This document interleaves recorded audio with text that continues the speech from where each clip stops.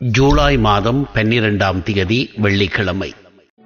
முதல் வாசகம் இறைவாக்கினர் ஓசையா நூலிலிருந்து வாசகம். அதிகாரம் 14, வசனங்கள் 1 முதல் 9 வரை.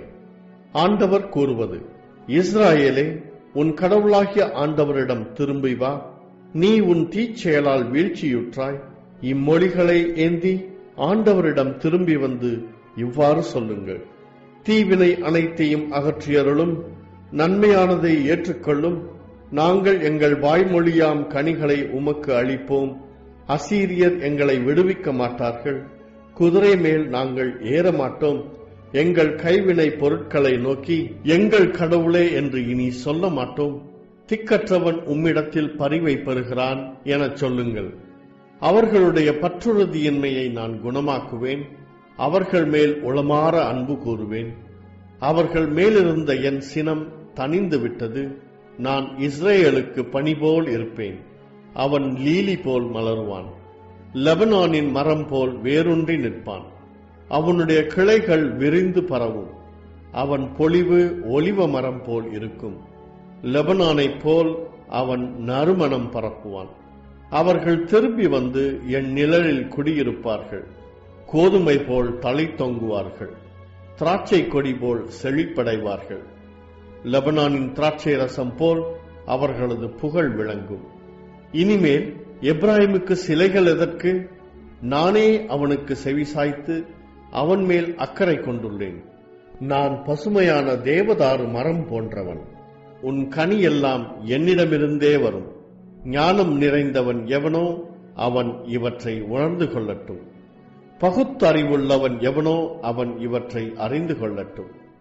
ஆண்டவரின் நெறிகள் நேர்மையானவை. நேர்மையானவர்கள் அவற்றை பின்பற்றி நடக்கிறார்கள். மீறுகிறவர்கள் அவற்றுள் இடறி விழுகின்றார்கள். இறைவா, உமக்கு நன்றி. நற்செய்தி வாசகம். பேசுபவர் நீங்கள் அல்ல, மாறாக உங்கள் தந்தையின் ஆவியாரே. மத்தேயு எழுதிய தூய நற்செய்தியிலிருந்து வாசகம். அதிகாரம் 10 வசனங்கள் 16 23 வரை. அக்காலத்தில் இயேசு தம் திருத்தூதர்களை நோக்கி கூறியது: இதோ, ஓநாய்களிடையே ஆடுகளை அனுப்புவதைப் போல நான் உங்களை அனுப்புகிறேன்.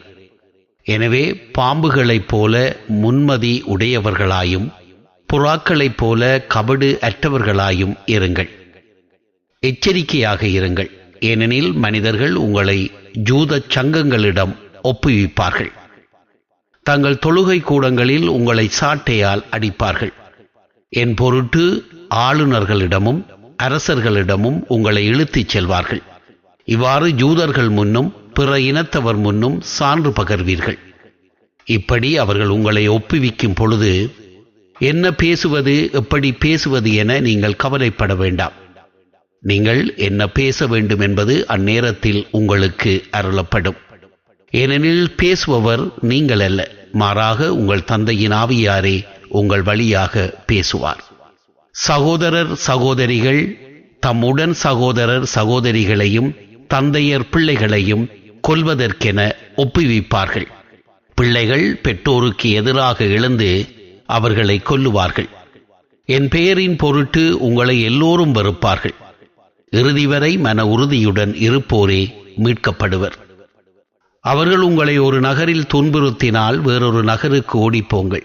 மானிட மகனின் வருகைக்கு முன் நீங்கள் இஸ்ரேலரின் எல்லா நகர்களையும் சுற்றி முடித்திருக்க மாட்டீர்கள் என உறுதியாகவே உங்களுக்கு சொல்லுகிறேன்.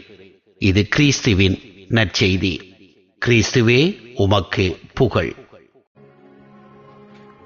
பிரியமானவர்களே, வெளிதவறி சென்ற வடநாடான இஸ்ரேல் நாட்டின் பாவத்தை சுட்டிக்காட்டி அவர்களை மீட்டுக் கொண்டு வர அனுப்பப்பட்ட இறைவாக்கினர்கள்தான் ஆமோஸும் ஓசேயாவும். இருவரின் அணுகுமுறைகளும் மிகவும் வித்தியாசமானவையாக இருந்தன.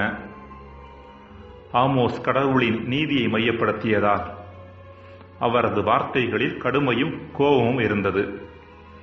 இஸ்ரேல் மனமாறாவிடில் கடவுளின் சீற்றம் இஸ்ரேலை சிதைப்பது உறுதி என்று பறைசாற்றினார்.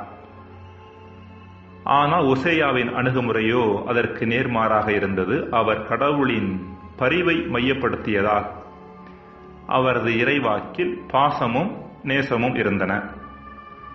இறைவனுக்கு செவிசாய்த்தால் இஸ்ரேல் எதிர்காலத்தில் எப்படிப்பட்ட வளமிக்க நாடாக திகழும் என்பதை எடுத்துரைத்தார்.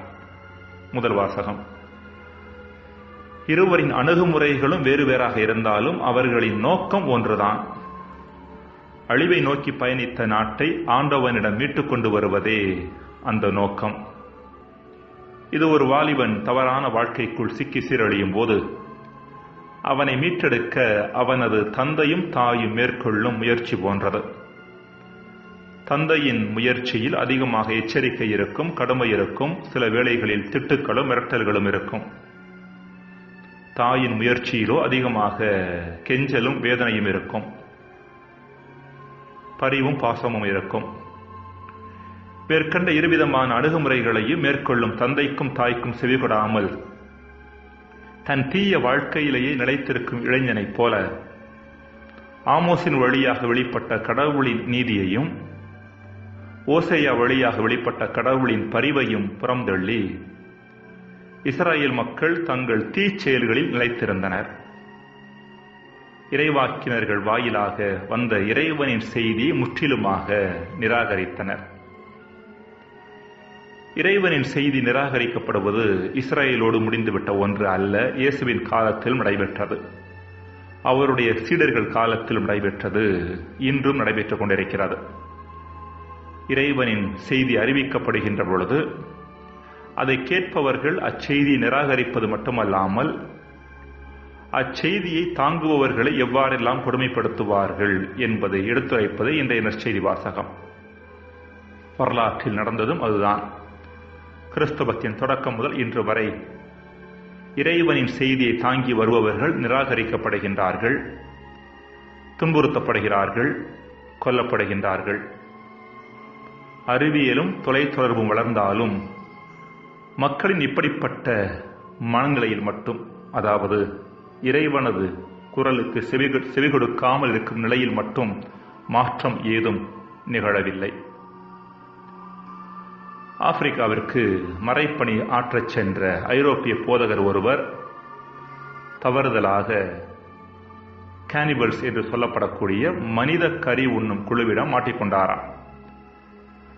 தான் சாவது உறுதி என்பதையும் தன்னை அவர்கள் உண்ணப் போகிறார்கள் என்பதையும் உணர்ந்து கொண்டார். அவரை பிடித்த குழு அந்த குழுவின் தலைவனிடம் கொண்டு சென்றது. குழுவின் தலைவன் இந்த போதகரிடம் அழகான ஆங்கிலத்தில் பேசினான். ஆச்சரியமடைந்த போதகர், இவ்வளவு அழகாக ஆங்கிலம் பேசுகிறீர்களே, எங்கு கற்றுக்கொண்டீர்கள் என்று கேட்க அந்த தலைவன் இங்கிலாந்து நாட்டின் ஆக்ஸ்போர்ட் பல்கலைக்கழகத்தில் என்று பதில் தந்தான். போதகருக்கு தப்பித்து விடலாம் என்று கொஞ்சம் நம்பிக்கை பிறந்தது. ஆக்ஸ்போர்ட் பல்கலைக்கழகத்தில் நீங்கள் கல்வி கற்றவரா? அப்படியானால் உங்கள் நாகரிகமும் பழக்க வழக்கங்களும் மாறியிருக்குமே, அதை உங்கள் குழுவுக்கும் கற்றுக் கொடுத்திருப்பீர்களே என்று அவர் சொன்ன பொழுது தலைவன் சொன்னான், நிச்சயமாக நாங்கள் மாறியிருக்கிறோம். இப்பொழுது கூட நாங்கள் உங்களை கரண்டியையும் முள்கரண்டியையும் வைத்துதான் சாப்பிடப் போகிறோம் என்று சொன்னானாம். இதுதான் இன்றைய வளர்ச்சியும் இன்றைய தொலைத்தொடர்பு காரியங்களும் நமக்கு செய்திருப்பவை. வெளியில் எவ்வளவு மாற்றங்கள் நடந்தாலும் இறைவனின் செய்திக்கு இன்னும் புறமுதுகு காட்டியவர்களாகவே நாம் தொடர்ந்து இருந்து கொண்டிருக்கின்றோம். ஜெபம். இறைவா, அறிவிக்கப்படும் நற்செய்திக்கு திறந்த மனதோர் செவிமடுக்க வரம் தாரும். ஆமென்.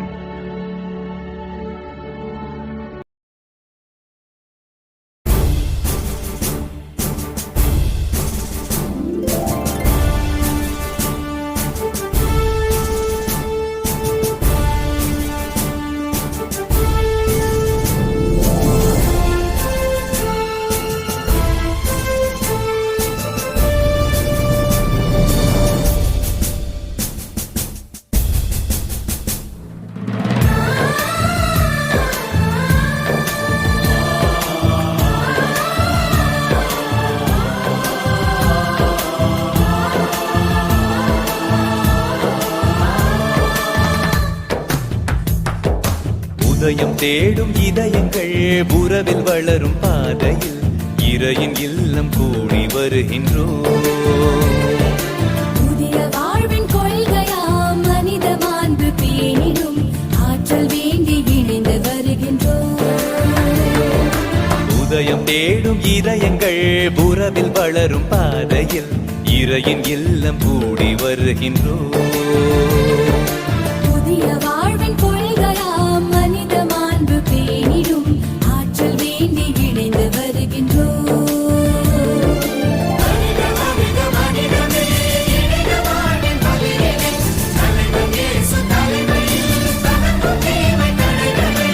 உதயம் தேடும் இதயங்கள் உறவில் வளரும் பாதையில் இறையின் இல்லம் கூடி வருகின்றோம்.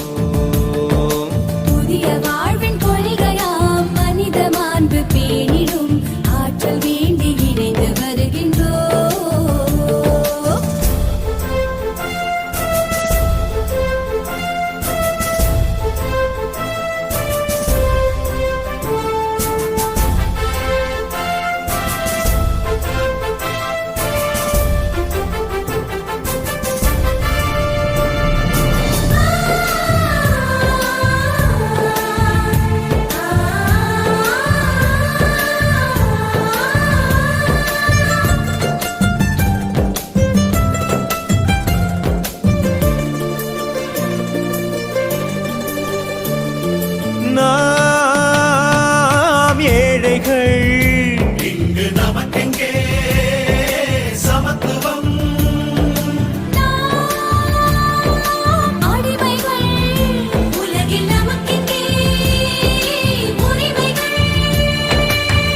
உண்மை வாழ்வு வாழவா இறைவன் மனிதம் படைத்தார். அந்த கோலம் அழிக்கத்தான் தந்தை மகனை அனுப்பினார். அவர் வாழ்வில் நாம் இணைந்து புது யுகத்தின் பணி தொடர்வோம்.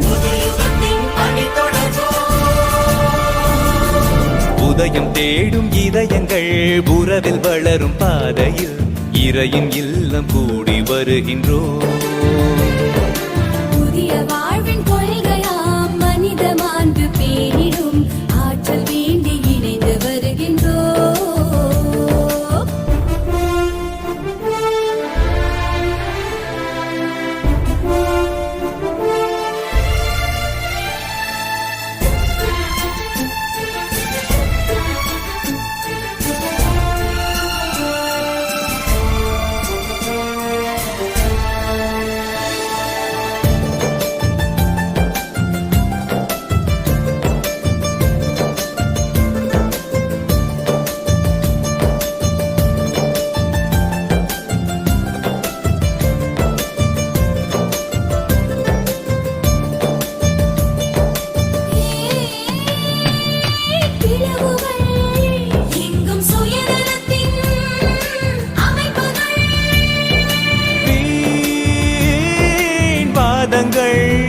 மனிதம் விதிப்படும் நேரங்கள் உறவை பிரிந்து வாழவா உயிரை இழக்க துணிந்தார். அன்பு வேத மலரத்தான் தமது வாழ்வை பகிர்ந்தார். அவர் வாழ்வில் நாம் இணைந்து புது யுகத்தின் பணி தொடர்வோம்.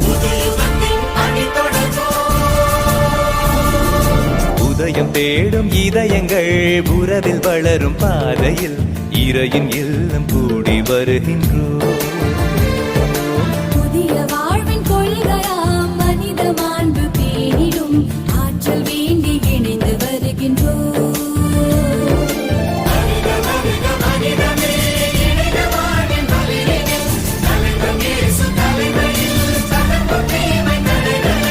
உதயம் தேடும் இதயங்கள் உறவில் வளரும் பாதையில் இறையின் இல்லம் கூடி வருகின்றோம்.